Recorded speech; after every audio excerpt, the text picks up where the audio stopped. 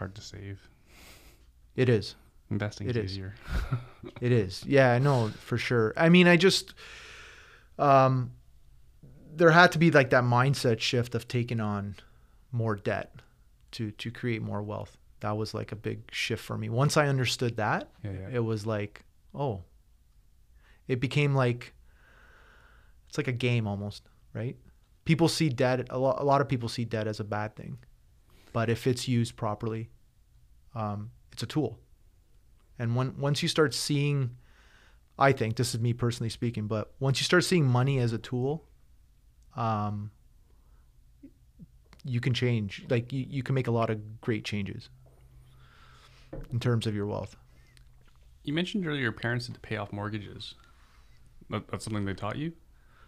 Yeah. I mean, yeah, pay off, you want to live debt free. Like that was, I call it, it's like a statement that's done by all immigrants. Just, not to bash them, but, where they came from, they didn't have much. And, it was like they want to live debt free. Yeah. Well, they lived through hyperinflation too. Yeah. Right. So, I mean, yeah, through that, it was important to pay down your principal, right? But where I'm trying to go with this is like, that's a good choice, like to live debt free. I mean, I guess if you don't aspire to create more wealth, I think, yeah, less bills is good. Yeah. But if you want to create wealth, and you don't have a super high paying job, it's going to be tough. I know a lot of people have that trouble making the switch, right? From debt is bad to debt is the only way. My gateway to my. Man, it's like every major company does it. Every wealthy person does it. Like when you start to understand, I guess we can call it the rules of money, then your mind just opens up to so much more. Like even from the beginning of me investing in real estate till now, like we did a flip at the beginning of this year, and we took on private money.